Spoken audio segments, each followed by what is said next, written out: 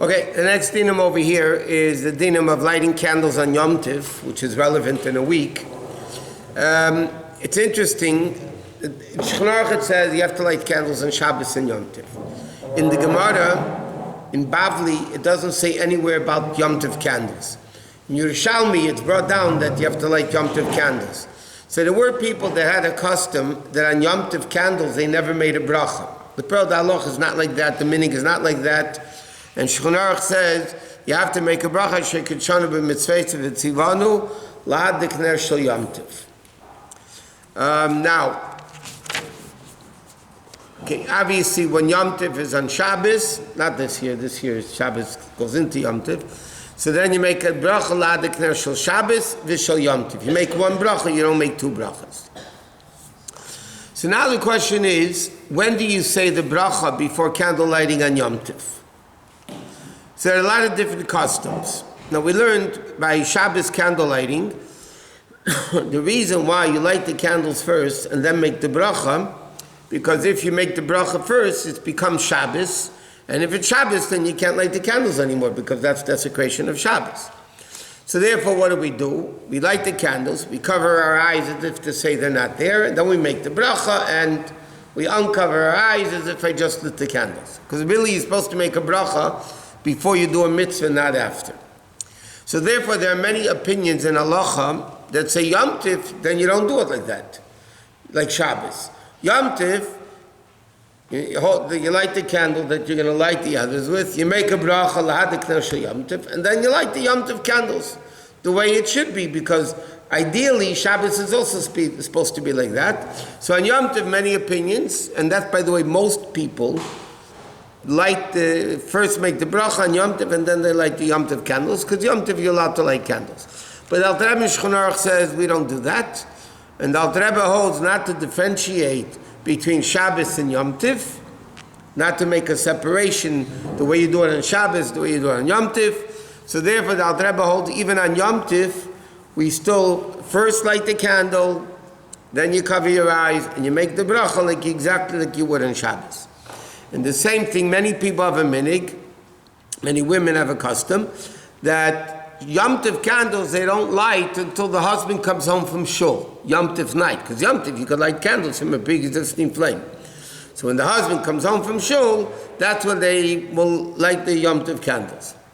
Again, based on what the Alter Rebbe says, our minig is the first night of Yom Tiv, the second night you can't do that, we'll learn that. The first night of Yom Tiv, you light candles also 18 minutes before sundown like you do on a regular Shabbos, not to differentiate between Shabbos candles and Yom Tiv candles because people will make a mistake of how to do it. Next is, on Yom Tiv, every Yom Tiv, except the last 2 days of Pesach, when you light the candles on Yom Tiv, you make a shechianu both nights. I mean, in Eretz Yisrael, there's only one night Yom Tiv anyway. But those that live in the rest of the world, we have 2 days of Yom Tiv, so then you have to make a shechianu both nights of Yom Tiv. Okay? Now, when do you make the bracha shechianu? You make the bracha shechianu, you make a la'ad dekner shel Yom Tiv, shechianu, and then you light the candles. What happens? Okay, you said the second night also. Okay. Really, we are actually lighting the candles first, and then we say the bracha and the shechianu. Yeah, what I'm saying, you light the candles first, like Shabbos, but then you make the shechianu right away. Before what? You light the same candles and the same candelabra as Shabbos? Why not? I don't know. So if a man is preparing those, when is he supposed to prepare them? Oh, well, before Yom Tiv. After Shabbos. Oh, you mean like this year? We'll get into this year. This year there's a lot of different dinim. We'll get in. By the time Shavuos comes around, we'll cover all of those dinim plus. Now, there's a very interesting machlekes in halacha. Like if a woman, let's say, you need to make a shechianu at candle lighting, you need to make a shechianu at kiddush.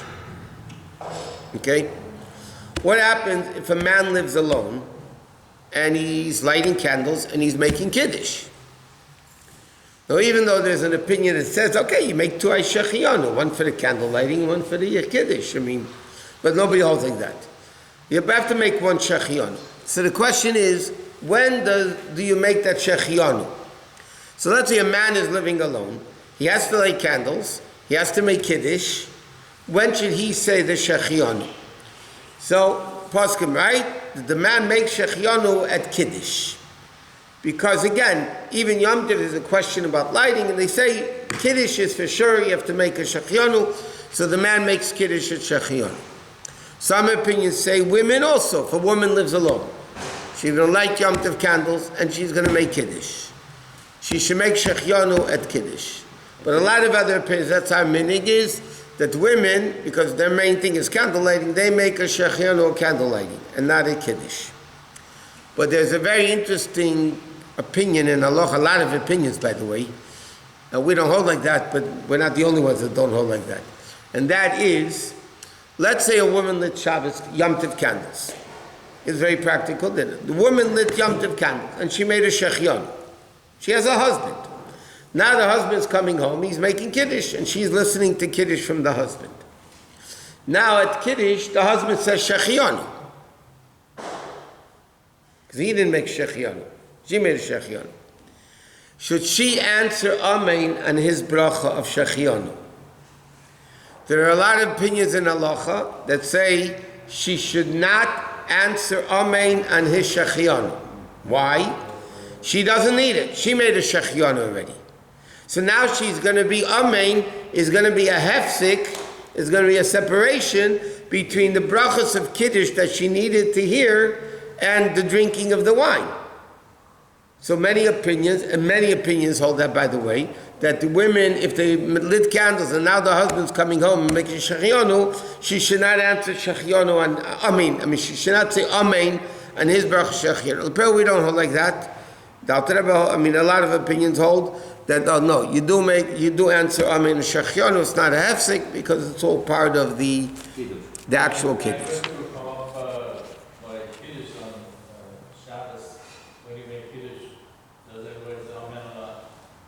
No, by Kiddush everybody says amen. So it's the same idea, right? Yeah, but this shechianu she made already. So this bracha she doesn't need. So when you say amen, then you fulfill your obligation listening to the bracha. But this she doesn't need already because she made her own shechianu. But nevertheless, we hold that the woman does say amen on the shechianu. Okay. Okay, once the woman benches lich, she can't make a tanai, and when she says shechianu for sure, then the Yom Tif becomes right away as soon as she lights candles. Again, she could only do what you're allowed to do on Yom Tif. She can't do what you're not allowed to do on Yom Tif.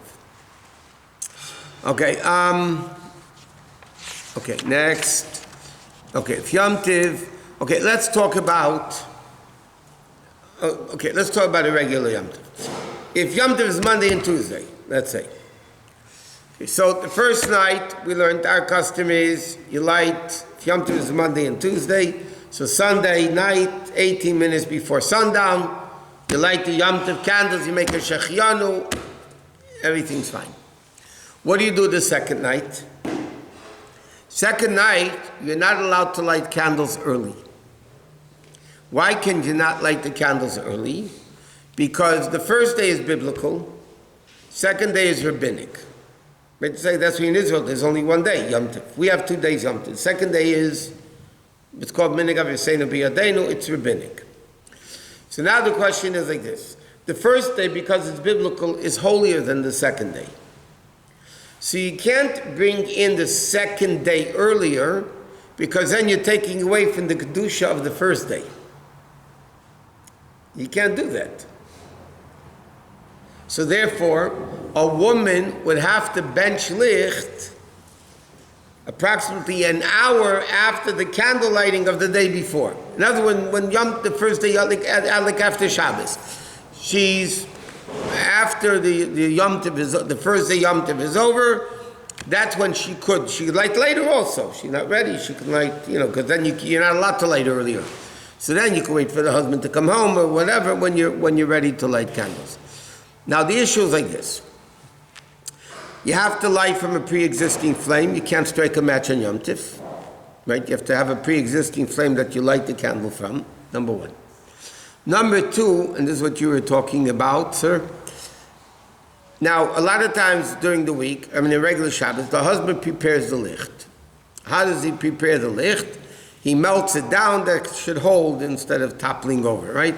You should hold it, so you melt it down at the bottom, and, you put the candle into the holder, and hopefully it doesn't fall down. Yom Tif, it says in Halacha, you're not allowed to melt down wax. So therefore, on Yom Tif, you cannot, for the second night, you cannot melt down the candle to hold firmly in the container. What you need to do is put it in. I mean, you can't. Now, technically, you would be allowed to cut the bottom of the candle to make it fit better, if that would help. Some poskim say preferably without a knife. Some poskim write if there's no other way of doing it, you can use a knife or a scissors actually to trim the candle to put it in to the cup. But to melt it down, that it should hold properly in the cup, that you're not allowed to do on the second night. No, it's because you can't melt things on Yom Tif. Also, you put out the flame. No, you're not putting out the flame. Usually it's not. You're just putting it in. You're not. What? Questions. You could light scented candles on Shabbat on Yom Tov. It's brought down even on Shabbos. You shouldn't. Scented candles. Scented.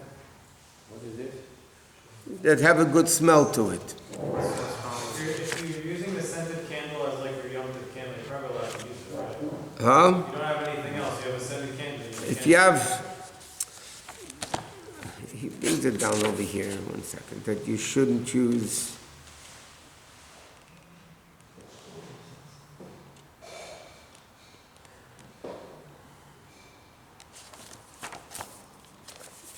He brings down so clearly that.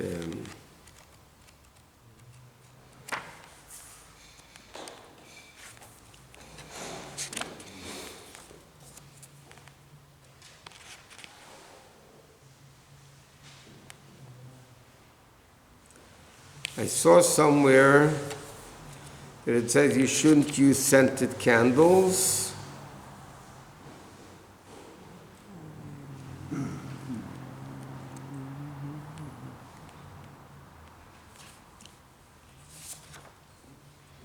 Anyway, what was your second question? What's the latest a person can light on Yom Tov? As long as they're eating, I mean, if this issue forgot and they finish dessert ready. then you could still light the candles So what's the latest? until the morning. What's the question? How late can you light candles on Yom Tif? Okay, anyway, I saw some. I'll look it up again. I remember seeing that you shouldn't use scented candles. To light candles in general on Yom Tov is fine? For what? Besides for Yom Tov candles, to light candles for light. Stop light. Scented or b'chlal? No, different question. Just the You're allowed to light as many candles you want on Yom Tov from a pre-existing flame. Even though usually it's inside achila, shef achila and everything. No, but Yom Tov, what did they do in the olden times? They didn't have electricity, so they were light candles. Yom Tov, you'd be allowed to light candles on anyone that you needed. Some of the reasons why people say that you can't make a bracha on Yom Tov candles is because the whole reason why we need to light Shabbos candles because you can't light candles on Shabbos. And therefore you have to do it before Shabbos in preparation for Shabbos. But Yom Tov you could light it whenever you want, so it's not a mitzvah to light candles. There's no issue with Shalom Bais. That's... Okay, but you can melt candles. You cannot, like we said, melt the bottom. You could cut it with a knife and things like that. Now, this year, Shavuos, what? Okay, this year, Shavuos is a 3-day Yom Tov, basically.